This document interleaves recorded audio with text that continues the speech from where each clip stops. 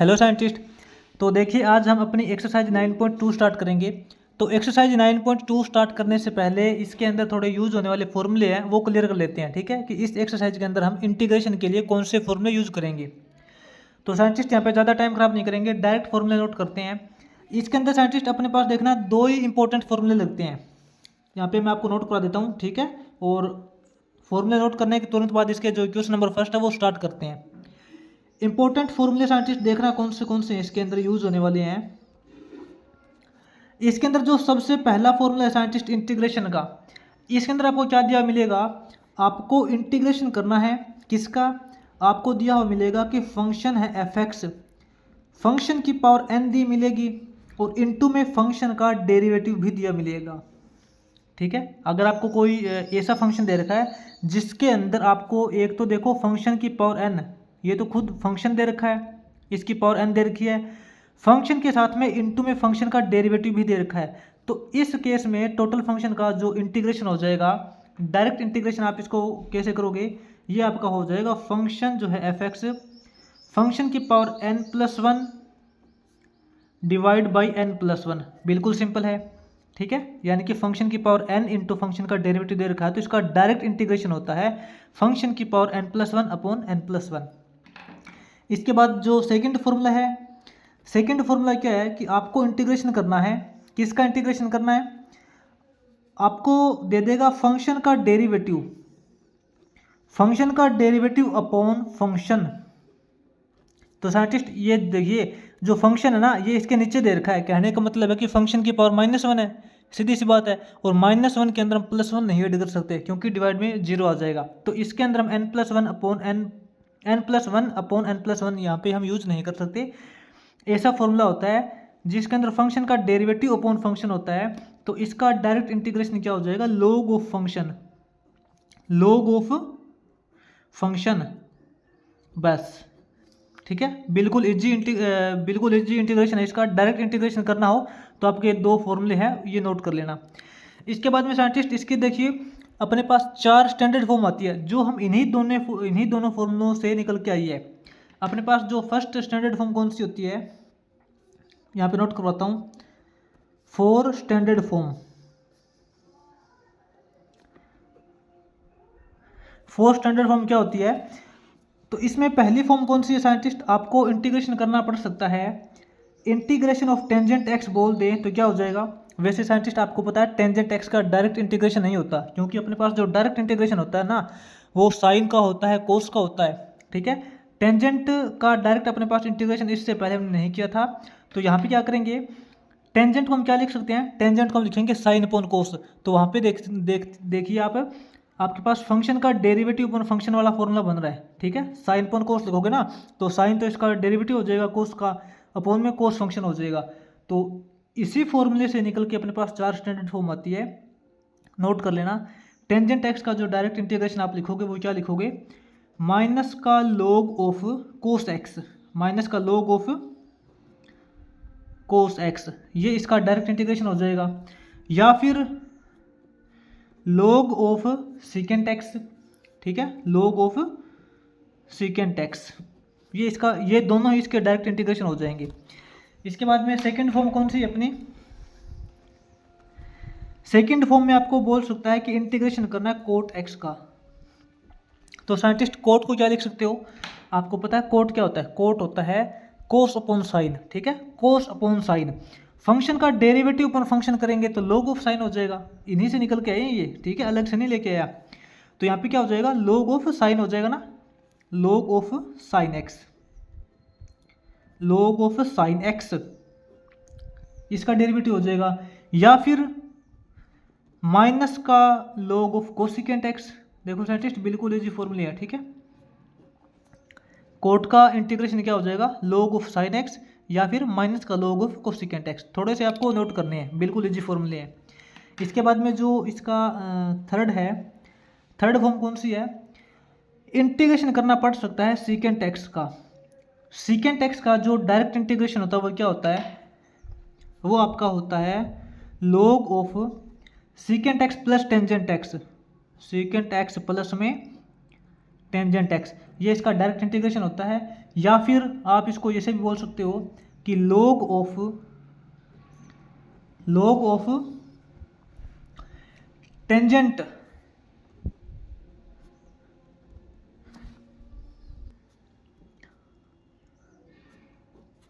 ये देखिए सेकेंड का इंटीग्रेशन क्या हो जाएगा, log of secant x plus tangent x, या फिर log of tangent x π/4 plus x/2। ठीक है, इसके बाद में जो इसकी फोर्थ स्टैंडर्ड फॉर्म है वो नोट करना। फोर्थ फॉर्म के अंदर आपको इंटीग्रेशन करने के लिए बोल सकता है कोसिकेंट एक्स का,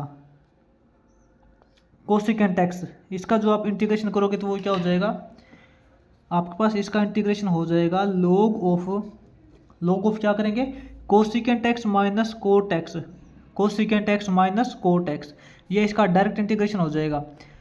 या फिर एक सेकंड फॉर्मूला और होता है, वो क्या होता है, log of tangent x upon 2। ठीक है, ये इसका डेरिवेटिव इंटीग्रेशन होता है।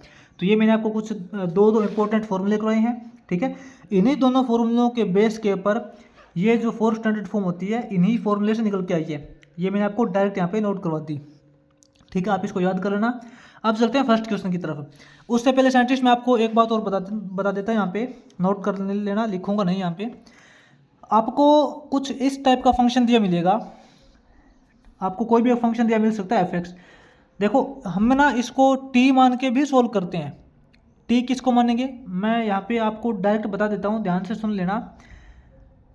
जो फंक्शन आपको दिया मिलेगा उस फंक्शन के अंदर आपको सिर्फ और सिर्फ उसी वैल्यू को टी मानना है जिसका डेरिवेटिव आपको उस फंक्शन के अंदर दिखाई देता हो। ठीक है, जो मैं बात बोला हूँ वो नोट कर लेना। ये देखो साइंटिस्ट, ठीक है, आप कंफ्यूज ना हो जाओ इसलिए मैंने आपको यहाँ पे लिख के दे दिया कि फंक्शन में ओनली उसी वैल्यू को टी मानना है जिसका डायरेक्ट डेरिवेटिव फंक्शन के अंदर हमें दिखाई देता है। मैं आपको ना थोड़ा सा एक एग्जांपल देके बताऊंगा। मान लेते हैं कि आपके पास कोई भी एक फंक्शन है, साइंटिस्ट आपको बिल्कुल इजी सा फंक्शन देके दिखाऊंगा। आपके पास एक फंक्शन दे रखा है 2x upon x square function दे रखा है कोई भी, इसका आपको इंटीग्रेशन करने के लिए बोल दे, तो साइंटिस्ट इसमें ना आपको पूरा इंटीग्रेशन करके नहीं बताऊंगा, बस थोड़ा सा ये जो मैंने आपको लिखाया है ना थ्योरी, इसके बेस के ऊपर आपको बताऊंगा कौन से फंक्शन को टी मानना है। वैसे तो साइंटिस्ट ये देखिए एक्स स्क्वायर है ना, इस एक्स स्क्वायर को टी मानना है क्योंकि मैंने बोला था कि फंक्शन में ओनली उसी वैल्यू को टी मानना है जिसका डेरिवेटिव आपको फंक्शन के अंदर दिखाई देता है। एक्स स्क्वायर का डेरिवेटिव करोगे तो क्या आएगा, 2x आएगा, है ना। ये देखो एक्स स्क्वायर का डेरिवेटिव करेंगे ना तभी तो 2x आएगा, तो एक्स स्क्वायर को टी मानेंगे। बस आप इतना ध्यान रख लेना, आप यहाँ पे कंफ्यूज मत होना। जैसे जैसे आगे हम क्वेश्चन करेंगे एक्सरसाइज के, उसके अकॉर्डिंग आपको सारा कुछ पता लग जाएगा, सारे डाउट आपके क्लियर हो जाएंगे। बस इतना ध्यान रखना कि टी मान के भी किसी फंक्शन का इंटीग्रेशन किया जा सकता है, लेकिन उसी वैल्यू को टी मानना है जिसका डेरिवेटिव आपको फंक्शन के अंदर दिखाई देता हो, बस। ठीक है, अब चलते हैं फर्स्ट क्वेश्चन की ओर।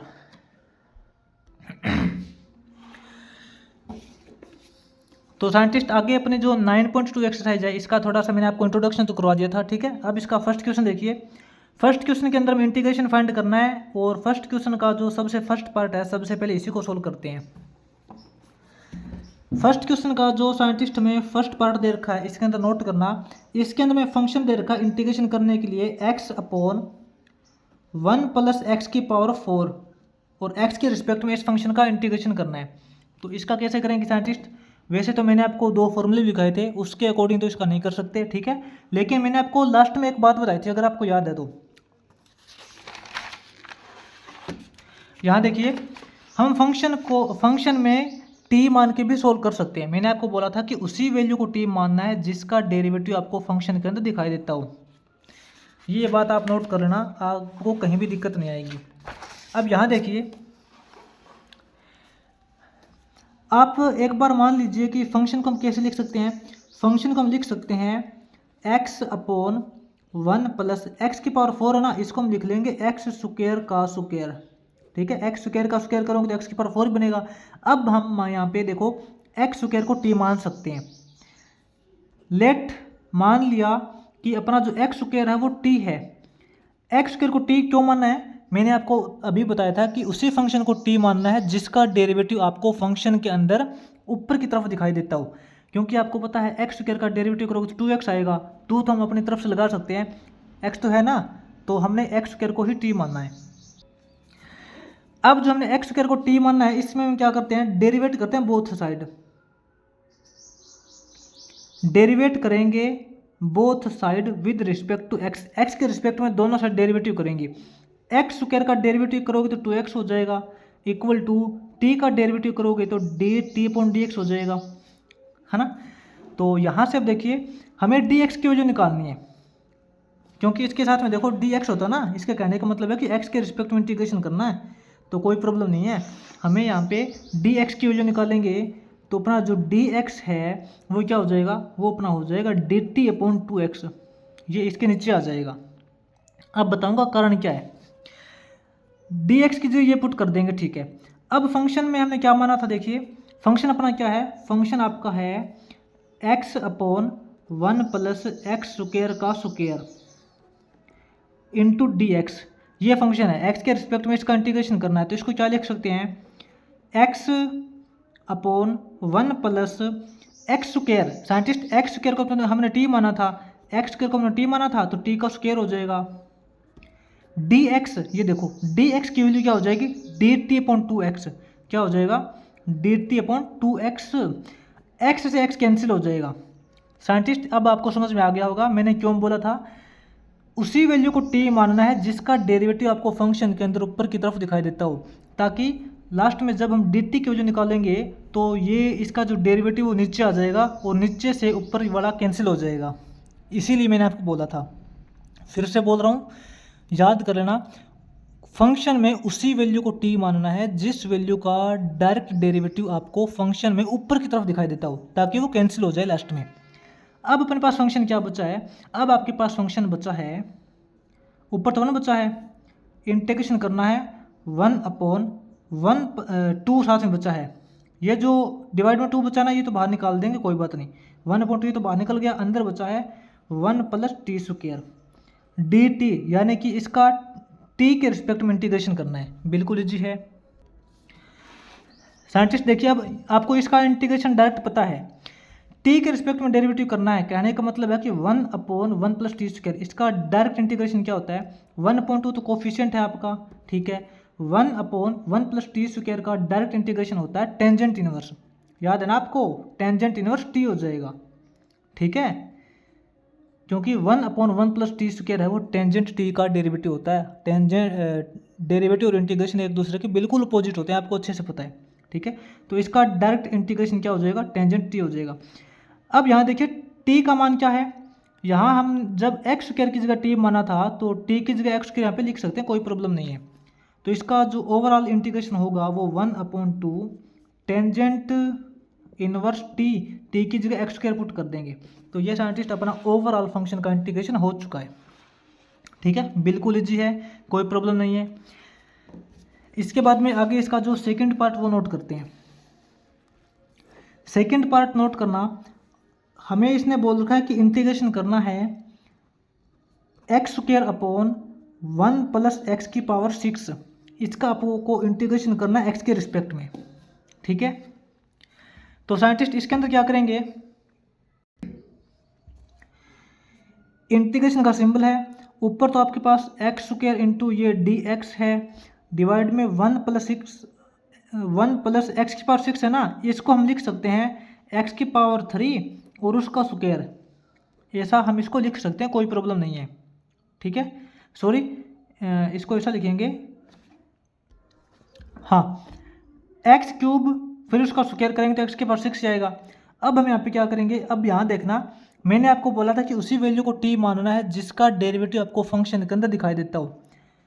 एक्स क्यूब लेट मान लेते हैं कि अपना जो एक्स क्यूब है वो टी के इक्वल है, एक्स क्यूब को टी के इक्वल क्यों माना है, क्योंकि इसका डेरिवेटिव करोगे, अब हम बहुत सा डेरिवेटिव करेंगे, इसका डेरिवेटिव करेंगे तो ये तो 3x square is equal to, इसका डेरिवेटिव करोगे तो d t point d x हो जाएगा।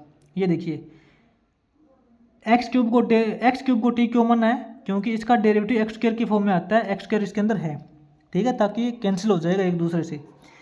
अब यहाँ देखिए आप, यहाँ पे डी एक्स की जगह क्या पुट करेंगे, डी एक्स जो है वो आपका हो जाएगा डी टी अपॉन 3x², ठीक है, ये नोट करना।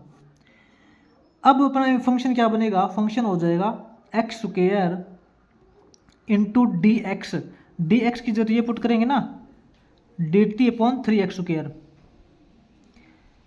इसके डिवाइड में है 1 प्लस x³ को तो t माना है तो ये t का स्क्वायर हो जाएगा। तो यहाँ साइंटिस्ट देखिए x² से x² कैंसिल हो जाएगा, आपके पास क्या बनेगा, ये 3 डिवाइड में है तो इसको बाहर निकाल लेंगे, 1/3 हो जाएगा, इंटीग्रेशन ऑफ ऊपर 1 बचेगा अपॉन 1 + t² है, 1 + t² है।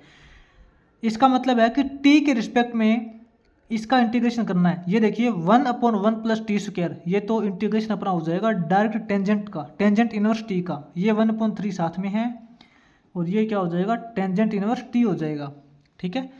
1/3 टेंजेंट इनवर्स t की जगह x³ लिख सकते हैं। तो साइंटिस्ट ये इस कंप्लीट फंक्शन का इंटीग्रेशन हो चुका है, ठीक है। इसके बाद में देखते हैं आगे जो इसका थर्ड पार्ट है वो सोल्व करते हैं। थर्ड पार्ट में देखना साइंटिस्ट, फंक्शन दे रखा है x/x² + 1 का स्क्वायर dx, ठीक है। साइंटिस्ट आप इसके अंदर ना आदत से मजबूर हो गए, किसी को t मत मानना, आप वैसे t मान के सोल्व कर सकते हो, कोई प्रॉब्लम नहीं है, ठीक है। वैसे देखो मैं आपको 2 तरीके से कराऊंगा ताकि आपके सारे डाउट क्लियर हो जाएंगे। x² है इसको आप t मान सकते हो, क्यों, क्योंकि आपको पता है x² का डेरिवेटिव करोगे तो 2x आएगा, ठीक है। t मान के भी सोल्व कर सकते हो जैसे हमने पहले दोनों पार्ट किए थे। अब मैं आपको थोड़ा अलग तरीके से कराता हूँ, जैसे मैंने आपको फॉर्मूला लिखवाया था। ये फंक्शन देखना साइंटिस्ट, सबसे पहले क्या बन रहा है, फंक्शन अपना है x, ठीक है। यहाँ देखिए x² + 1 की पावर 2 है, लेकिन ये डिवाइड में दे रखा है, तो इसके कहने का मतलब है कि x² + 1 की पावर -2 है, ठीक है। अब यहाँ देखिए एक फॉर्मूला लिखवाया था, फंक्शन की पावर n इंटू फंक्शन का डेरिवेटिव। एक काम करते हैं, इसको 2 से डिवाइड कर देते हैं, 2 से मल्टीप्लाई कर देते हैं, ठीक है। ऐसा करते हैं, इसको 2 से मल्टीप्लाई कर दिया और 2 से डिवाइड कर दिया, कोई प्रॉब्लम नहीं है। अब यहाँ देखिए मान लेते हैं कि ये आपका फंक्शन है x² + 1 है, ये आपका फंक्शन है और ये इसकी पावर है, फंक्शन की पावर n इंटू फंक्शन का डेरिवेटिव। फंक्शन का डेरिवेटिव क्या है, x² + 1 का डेरिवेटिव करोगे तो 2x ही तो आएगा। तो यहाँ पे फॉर्मूला क्रिएट हो रहा है, क्या फॉर्मूला बन रहा है, मैंने आपको फॉर्मूला लिखवाया था कि जब अपने पास fx यानी कि फंक्शन की पावर n इंटू साथ में फंक्शन होता है और उसका हमें इंटीग्रेशन करना होता है, तो वो डायरेक्ट आपके पास होता है फंक्शन की पावर n+1 अपॉन n+1। यहाँ देखिए ये फंक्शन की पावर n है, फंक्शन की पावर n इंटू फंक्शन का डेरिवेटिव, इसका इंटीग्रेशन करोगे तो क्या हो जाएगा, ये 1/2 तो साथ में लगेगा, ठीक है। और फंक्शन की पावर n+1, फंक्शन आपका ये है ना, ये तो इसका डेरिवेटिव है, ये है आपका फंक्शन। तो x² + 1 इसकी पावर n है, इसमें 1 ऐड करेंगे, है ना, -2 + 1 करोगे तो -1 हो जाएगा और इसी से डिवाइड करेंगे, -1 से डिवाइड करोगे तो कहने का मतलब है माइनस का सिंबल यहाँ लगा सकते हैं, कोई प्रॉब्लम नहीं है।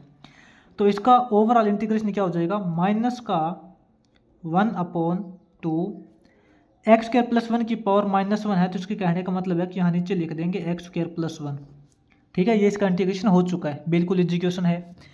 इसके बाद में आगे देखते हैं, आगे जो इसका फोर्थ पार्ट दे रखा है वो नोट करते हैं।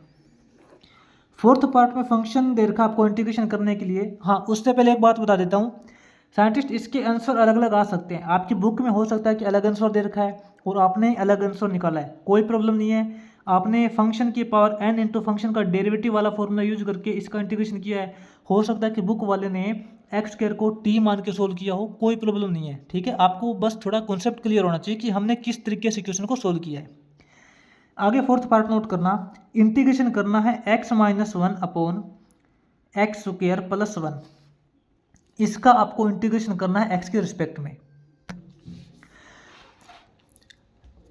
तो फोर्थ पार्ट में साइंटिस्ट इसको कैसे डेरिवेट करेंगे, सॉरी इंटीग्रेशन कैसे करेंगे, देखिए इंटीग्रेशन करेंगे, अपने को फंक्शन दे रखा है x-1 अपॉन x² + 1 dx दे रखा है, तो इसमें हम ऐसा करते हैं, इनका सेपरेट डिनोमिनेटर कर लेते हैं।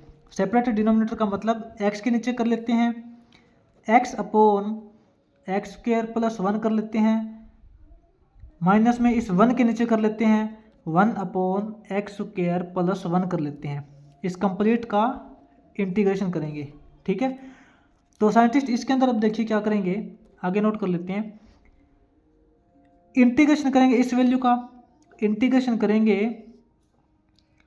x का, x/ यहाँ क्या है x² प्लस 1 है, माइनस में इसका इंटीग्रेशन करेंगे, अलग अलग कर सकते हैं ना, कोई प्रॉब्लम नहीं है। माइनस में 1/1 प्लस x² है ना, इसका इंटीग्रेशन करेंगे। साइंटिस्ट आपको यहाँ क्या दिखाई दे रहा है, उससे पहले एक काम करते हैं, इसको 2 से मल्टीप्लाई और 2 से डिवाइड कर देते हैं।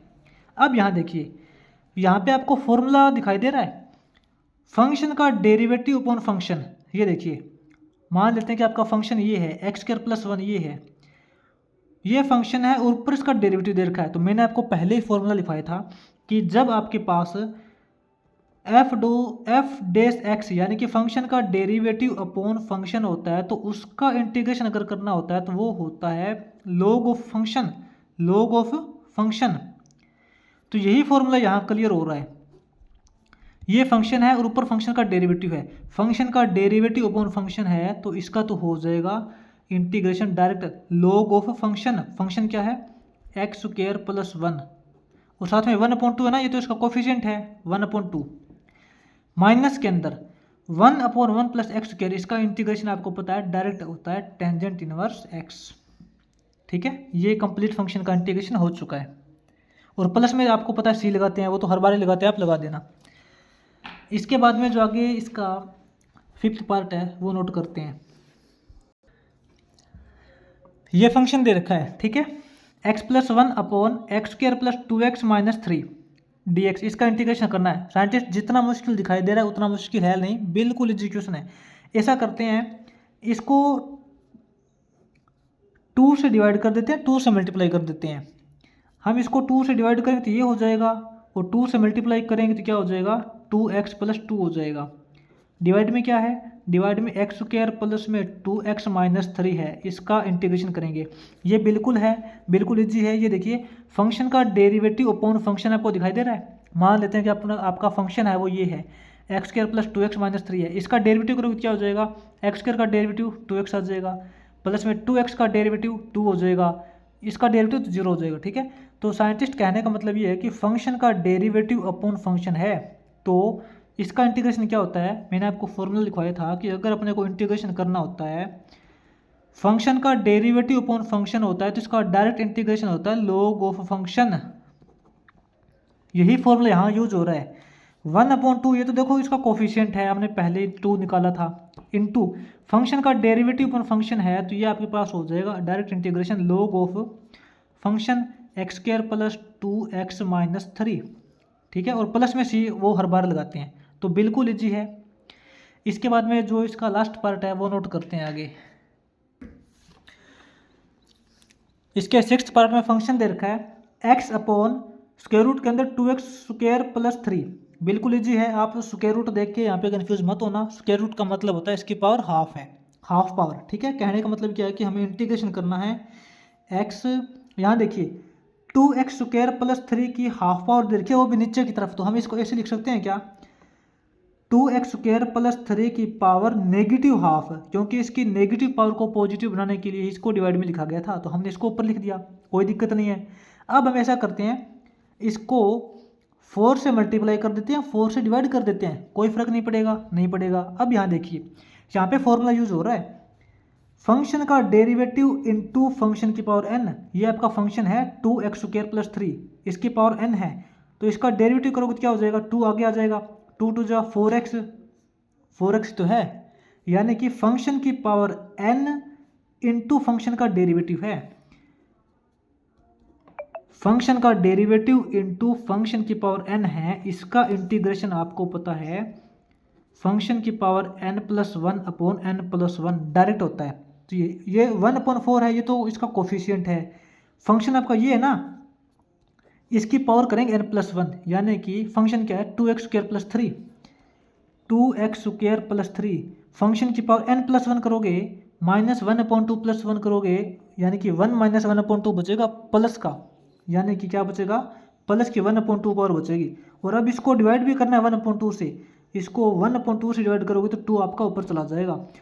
तो कहने का मतलब है कि इसका ओवरऑल इंटीग्रेशन क्या आएगा, इस 2 से 4 कैंसिल हो जाएगा, 1/2 बचेगा और अपने पास ये बचेगा 1/2 पावर है ना, तो इसको ऐसे लिख सकते हैं 2x² + 3।